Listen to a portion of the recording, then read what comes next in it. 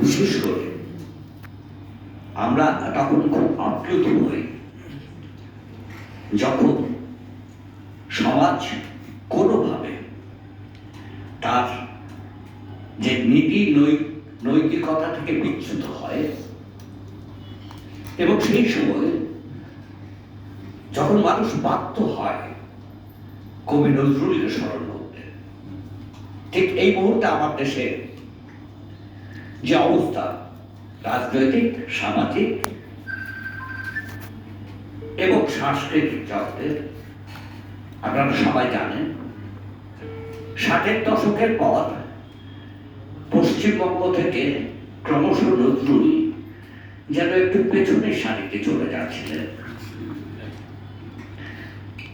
যুক্তফ্রন্ট যখন ক্ষমতায় এলো 67 সালে,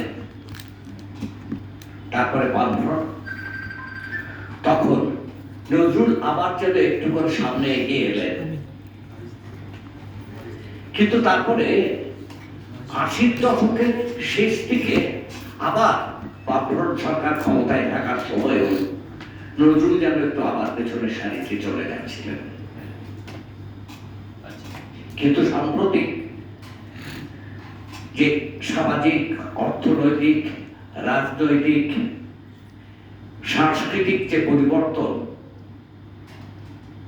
তার প্রেক্ষাপটে দাঁড়িয়ে আমরা আবার সবাই, অবশ্যই আমাদের কবি রবীন্দ্রনাথ ঠাকুরের কথা বাধ্য না, তাকে আমরা অন্তরে যেমন নজরুলকে শ্রদ্ধা করি, তেমনি তার মর্যাদা তারও উপরে নজরুল ইসলাম তাকে তার উপরে মর্যাদা দিয়েছেন। তো সেইভাবেই কিন্তু নজরুল ঘুরে আসেন, প্রাসঙ্গিক হন। আর এখানেই আমরা যারা তার গ্রামের ছেলে, তাকে দেখার সুযোগ হচ্ছে, অবশ্যই দেখেছি তখন তিনি বাকরুদ্ধ। তখনই মনে হয় যেন মনে হয় ওই ভূমির জন্যই, ওই ভূমিতে আমরা মানুষ হয়েছে বলে বোধ হয় আমরাও শ্রেষ্ঠত্বে অংশীদার হয়ে পড়েছি। আপনারা যারা বাংলায় কবিকে নিয়ে এসেছেন, সে প্রসঙ্গে একটু ছোট্ট কথা বলবেন। সারা পৃথিবীতেই দেখবেন যে বহু বিশিষ্ট সাহিত্যিক তারা কোনো না কোনো ভাবে দেশ ছেড়েছেন এবং অন্য দেশে গিয়ে আশ্রয় নিয়েছেন।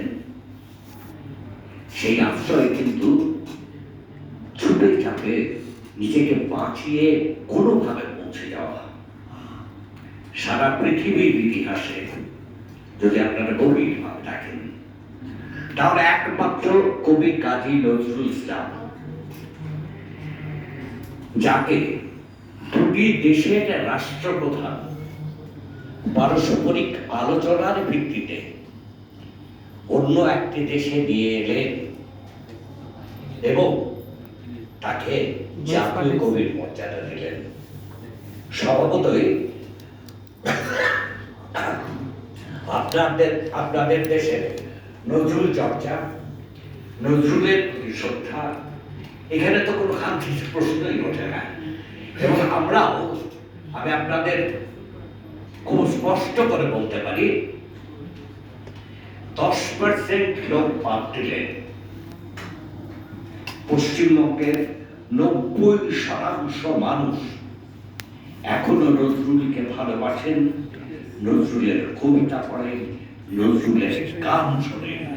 এবং সবচেয়ে বলছিলাম একটু আগে, দুঃখিত হই, এই জন্যই দুঃখিত হয় যে এই যে সংস্কৃতির চর্চা, নজরুল সংস্কৃতির যে চর্চা, তাতে আমাদের রাজ্যের মুসলমান ভাইদের যোগ শতকরা 10% হবে কিনা সন্দেহ আছে।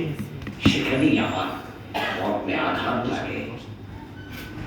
আশা করি আপনাদের অনুষ্ঠান ভালো